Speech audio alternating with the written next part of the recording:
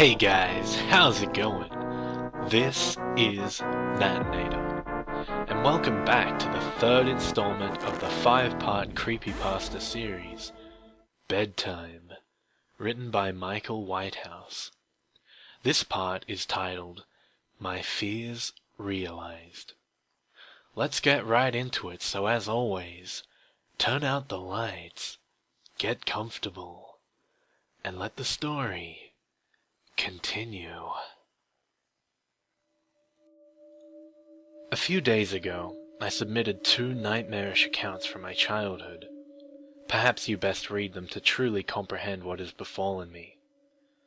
I had been compelled to silence, gripped by the irrational fear that somehow, even after all of these years, should I speak of it, that those things would seek me out and once again wreak havoc on my life.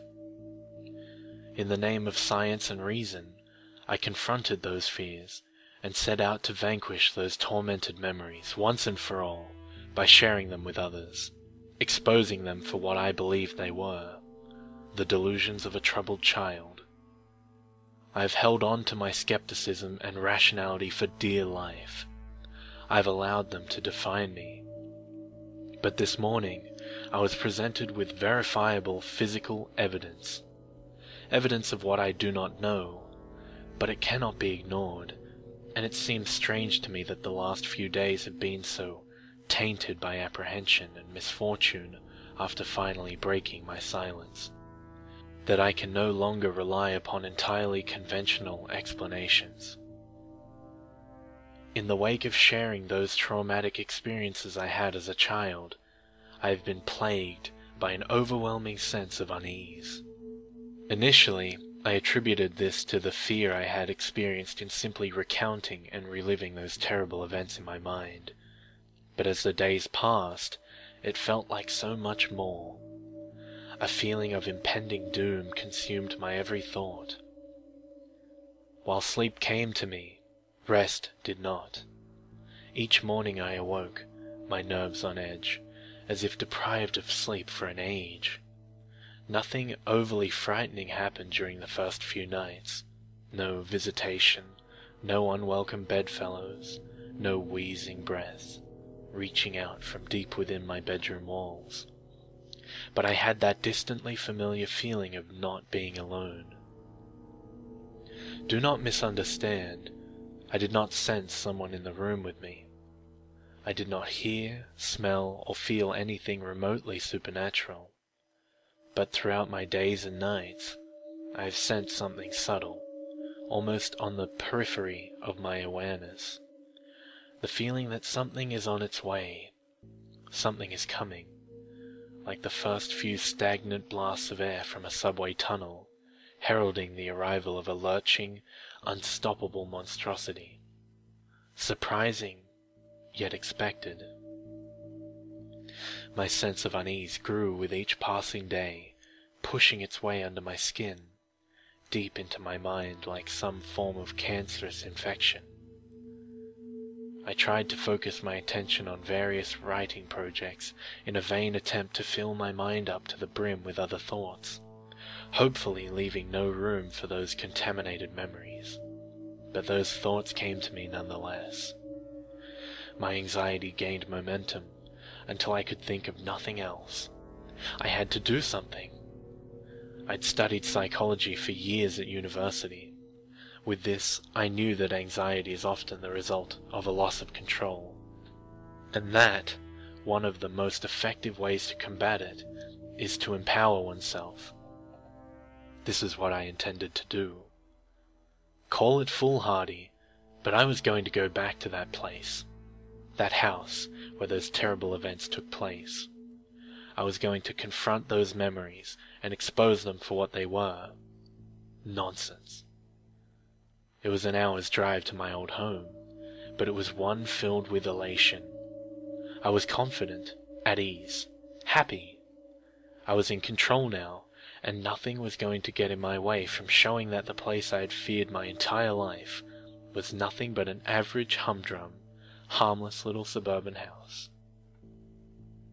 Gleefully, negotiating the country roads and then motorway, Finally, I made it to the city. Gradually, the streets began to take on a familiar appearance. Memories of playing in that neighborhood came flooding back to me. A play park with my favorite slide, an ash pitch where we used to play football, my schoolyard filled with hide-and-seek friendships long since abandoned, but never forgotten. My mind wandered through those memories like a prodigal son walking home. Wandered so much that before I realized it, I was pulling into the street where I had once lived.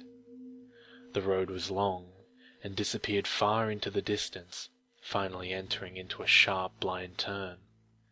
It was an old neighborhood and had been planned and built long before the advent of the car. This was evident by the narrowness of its roads, creating a strangely claustrophobic feeling, as if the houses on each side rose up, leering at passers-by. I slowed my speed and cast my eye over each house that I passed. It was a uniform place, with every house not looking dissimilar. My heart suddenly began to beat faster as a cold chill crawled up my spine. There it was. There was the house. It was late afternoon and the street was quiet, almost lonely. I stared at that little place, wondering how such an ordinary home could have instilled so much fear in me.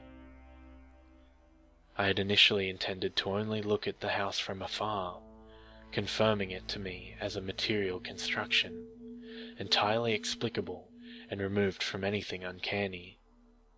But as I parked, I took a deep breath, and before I knew it, I was out of my car, walking towards that old metallic gate. Its once bright floral shapes now darkened by age, flaking deep green paint, revealing nothing but rust beneath. I ran my fingers over its uneven top, and with a subtle grasp, I pushed it open. Walking along the path, I was shocked at how disused the garden was. I thought to myself how much of a waste of a good lawn it was, which was all but obscured by a thick mosaic of weeds and other invasive species. But as I neared the house, I realized why. It was unoccupied. Once again, a shudder crept through me, but as my anxiety rose, I crushed it with my rational mantra. The simplest of explanations is usually the correct one. I assumed that due to the current economic climate, that the house had probably just been on the market for some time, and that the owner wasn't too aware of the old sentiment that the first bite is with the eye. But as I looked around, I could see no for sale sign, nor one to let. It genuinely seemed as though this house had been forgotten, abandoned, and left to rot. The windows at the front of the house were filthy, and as such, almost impossible to see through. But as I wandered around to the back of the building, I could see more clearly inside. I would have imagined that a house such as this one would be empty, but on the contrary, it was entirely occupied. Occupied by the trappings of a modern life. I could see a television sitting in the living room corner, a coffee table with magazines strewn across it, various pieces of furniture sitting as if ready to be used, and a couple of coffee cups sitting on the windowsill, still full, covered in mold. I would have thought the house was lived in if it was not for a thick layer of dust lying over everything, accompanied by the occasional spider's web. It seemed as though the most recent occupants had left in a hurry, and never returned. Clambering through a sea of waist-high grass and brushes, I eventually arrived at that innocuous little window at the back of the house. The very sight of it frightened me, but this was mere memory, and not the strange feeling of being watched from within as I had experienced as a child. Peering in, the room looked eerily familiar. I suppose there is little that can be done with a room so small, so oddly narrow. But through the dirt-covered glass, the room looked almost unchanged from when I had slept in it. A bed, a set of drawers, and what looked like an assortment of toys on the floor. A profound sense of anger washed over me momentarily, but I shook it quickly from my mind.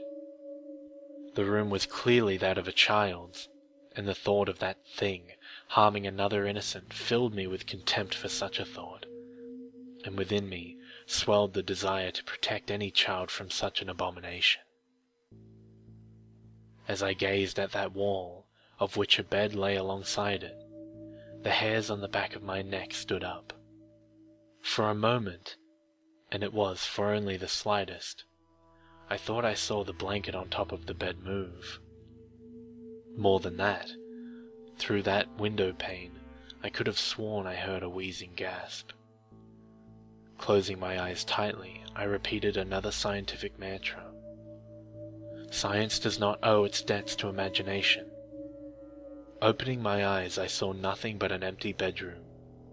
No foul spirits, no unearthly things, just a room. No more, no less. I breathed a sigh of relief, as it that all was well with the world for the first time in many days. You may think that it was wishful thinking, but I genuinely felt that I had shown myself that there was nothing to be scared of, other than my overactive imagination. It was starting to get dark, and I wanted to be home before the night. Filled with confidence now that my anxieties were behind me, there was one last thing I needed to do.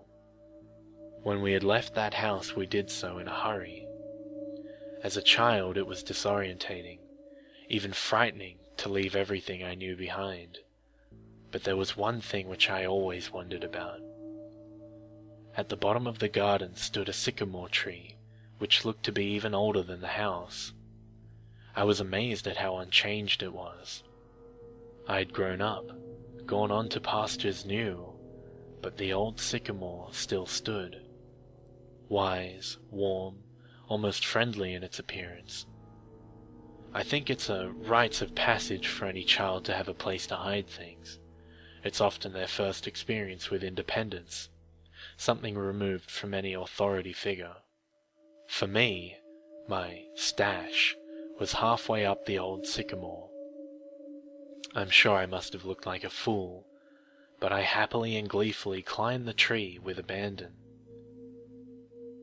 The configuration of the branches had changed in places, but overall the happy memories of playing amongst the limbs of the old sycamore, of having a little piece of the world to myself away from everyone else, seemed vivid, as it was remarkable how much remained unchanged. Halfway up I caught my breath and smiled to myself. In the central trunk of the tree lay a hollow. Whether it had been created by an animal, or perhaps the tug of a gale on a weakened branch long ago, I do not know. But it was where I kept things. If I found something which I was sure would be taken from me for being inappropriate, into the hollow it would go. The truth is, though, that the majority of the items inside were not very interesting. Mostly just toys and rarely exotic pieces of contraband like a slingshot or some smoke bombs. I had no reason to hide the toys, but when I was young it felt adventurous to have a secret. The hollow was dark, and filled halfway with rotting leaves, no doubt deposited there from countless autumns.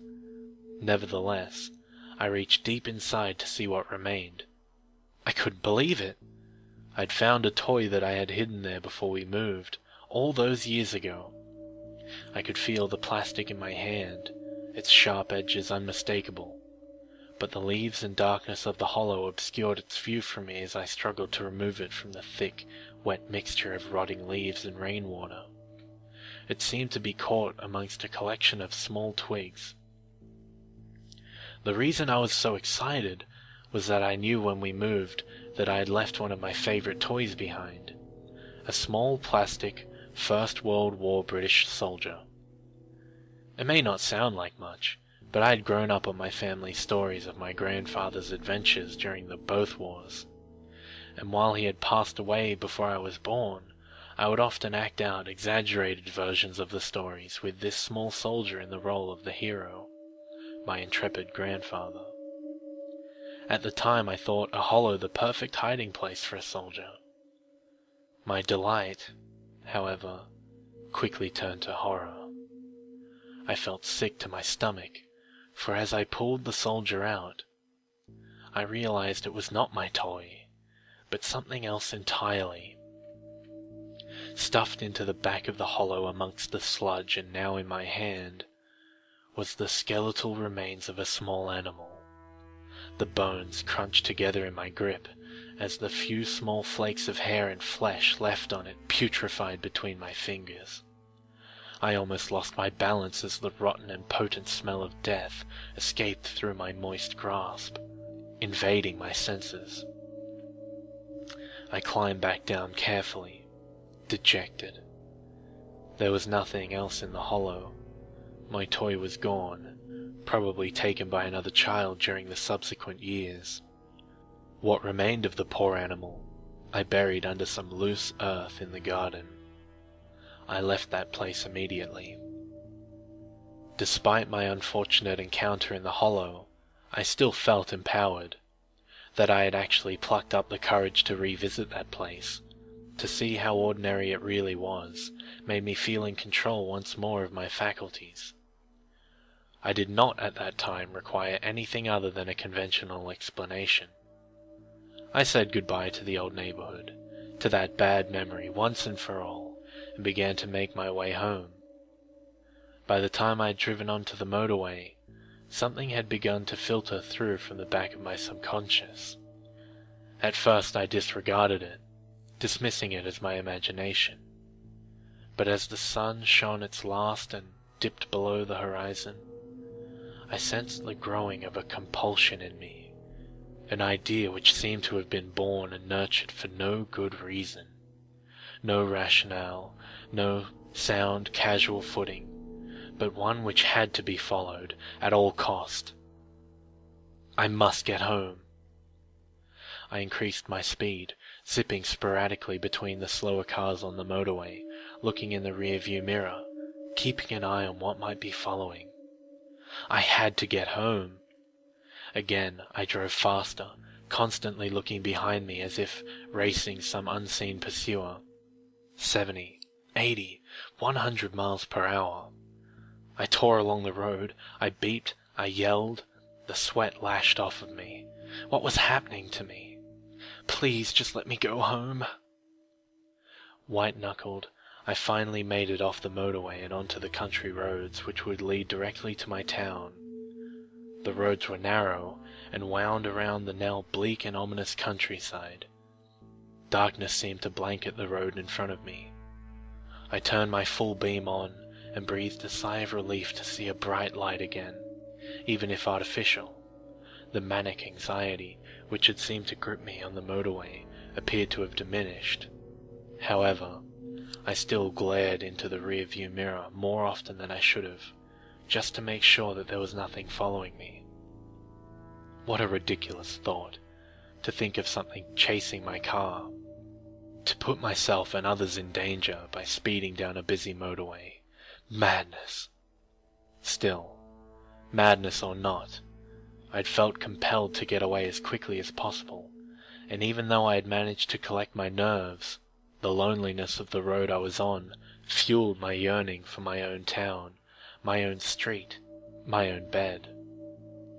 Nervously, I traversed the web-like winding roads which seared through the countryside, feeling relieved at the first sign of a lamp-post, of civilization, and of the boundaries of my town. I pulled up outside of my house, switching the engine off, and sat for a moment in silence. I had to stop all this nonsense. Things coming out of walls, watchers smothering me at night, looking into someone's window like a prowler. All of this was lunacy. Tomorrow I would start afresh. No more writing about my childhood experiences, no more reliving of dread-filled nights. Just getting back to normal, carrying out my work, spending time with my girlfriend, and most of all, reaffirming my belief, faith, and confidence in science and rationality. Then the thing in the back seat leant over, grabbed me by the shoulder, and breathed a foul, rancid breath from deep inside its lungs down the back of my neck. I scrambled for the door, my arms flailing around looking for the lock. Fear possessed me, shook me, a fear I remembered all too well, a fear from all those years ago, lying awake at night in that sickened room. The inside of the car had grown much colder, but that was nothing compared to the icy fingers burrowing into my shoulder. I honestly thought I was going to die, that this thing would finally get its way after all this time. The door handle popped in my panic grip, and I fell out of the driver's seat onto the pavement. For the briefest of moments, I thought I caught a glimpse of something in the back seat. Vague, the form of an old man, yet twisted and distorted, grinning from ear to ear. Luckily there was no one around, and had there been, I would have appeared a mad fool, for the car was empty. I grabbed the keys from the ignition and booted the door shut with my foot, locking it for the night. I staggered down the path and into my house. I'm not going to lie to you, but I drank myself to sleep last night. You may recall that I said I had evidence, actual physical evidence of something unnatural. You might be wondering what that evidence is. Well, I could say that it was the marks on my shoulder that made me shudder with fear, or I could tell you that my bedroom window, lying prized open this morning by what looked like claw marks, has left me dreading tonight, or any other. But no, none of that scared me as much as what I saw today upon waking. Sometimes the most frightening of messages are the most simple, for lying on my chest as I awoke this morning was a toy soldier, the soldier I had hidden in that hollow all those years ago, returned to me as an adult, bitten in half.